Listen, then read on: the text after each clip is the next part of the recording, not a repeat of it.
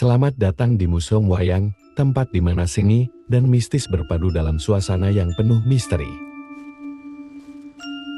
Di balik keindahan koleksi wayang yang menakjubkan, terdapat kisah-kisah kelam dan suara-suara aneh yang sering mengganggu ketenangan malam. Di dalam museum ini, terdapat sebuah kuburan yang konon milik seorang pejabat Belanda yang telah dipindahkan, namun aura mistisnya masih terasa. Beberapa penjaga museum melaporkan bahwa mereka sering merasakan kehadiran makhluk halus dan melihat bayangan-bayangan aneh saat malam tiba.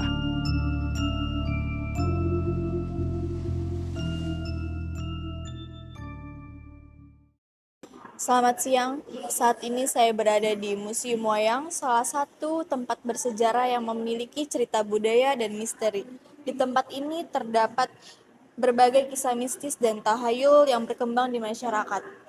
Dalam video ini kita akan menjelaskan beberapa kisah yang terkenal dan bagaimana sosiologi memandang fenomena mistis dan tahayul di sini. Mari kita saksikan bersama. Museum Wayang, yang diresmikan pada tahun 1975, dulunya adalah di Oude Hollandse Kerk, sebuah gereja yang didirikan pada tahun 1640. Gedung ini telah mengalami banyak perubahan, termasuk keruntuhan akibat gempa bumi pada tahun-tahun 1808 dan beberapa kali pergantian kepemilikan. Kini, museum ini menjadi rumah bagi ribuan koleksi wayang dari berbagai daerah, termasuk koleksi boneka gal-gal dari Sumatera Utara, yang dipercaya memiliki kekuatan mistis dan digunakan dalam upacara kematian 12. Namun, di balik keindahan koleksi seni ini, terdapat aura misterius yang menyelimuti museum. Wayang di museum ini tidak hanya memiliki nilai seni dan budaya, tetapi juga menyimpan kisah-kisah mistis.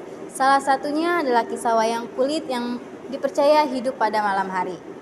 Banyak pengunjung dan penjaga museum yang mengaku mendengar suara gemercing atau melihat bayangan bergerak di malam hari.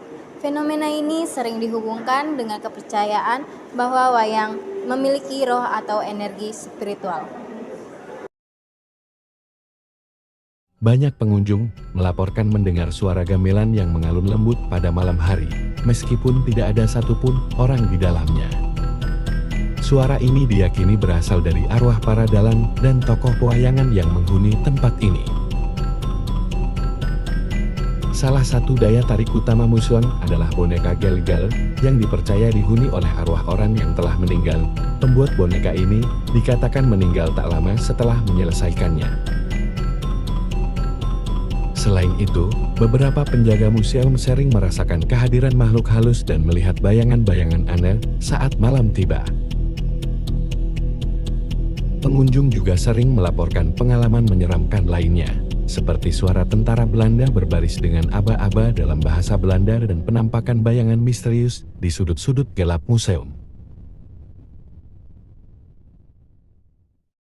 Tahayul tentang museum ini juga tidak kalah menarik. Salah satu kepercayaan yang berkembang adalah larangan menunjuk koleksi wayang dengan jari.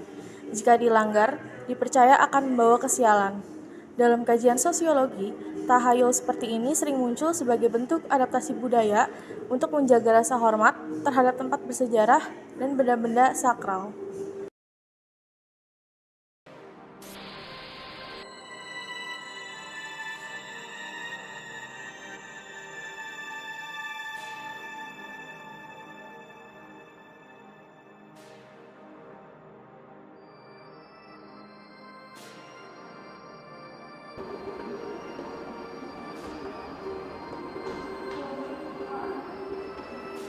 Fenomena mistis dan tahayul seperti ini tidak hanya terjadi di museum wayang, tapi juga di banyak tempat bersejarah lainnya. Sosiologi melihat hal ini sebagai bagian dari konstruksi sosial di mana cerita-cerita mistis dan tahayul berfungsi untuk memperkuat identitas budaya, menjaga tradisi, dan menciptakan batas norma dalam masyarakat.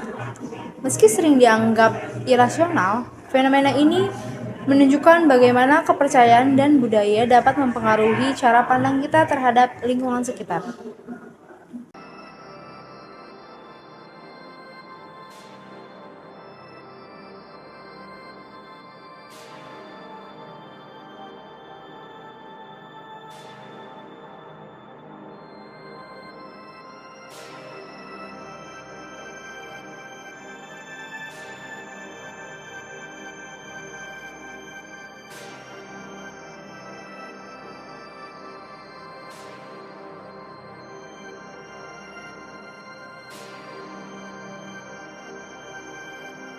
Demikianlah kisah-kisah mistis dan tahayul yang ada di Museum Wayang Kota Tua. Dari sudut pandang sosiologi, fenomena ini mengajarkan kita tentang pentingnya menghormati tradisi dan memahami kepercayaan yang ada di masyarakat. Mari kita jaga warisan budaya ini dengan penuh rasa hormat. Saya Rantiar Nurrahma dan rekan-rekan saya pamit undur diri. Terima kasih, selamat siang.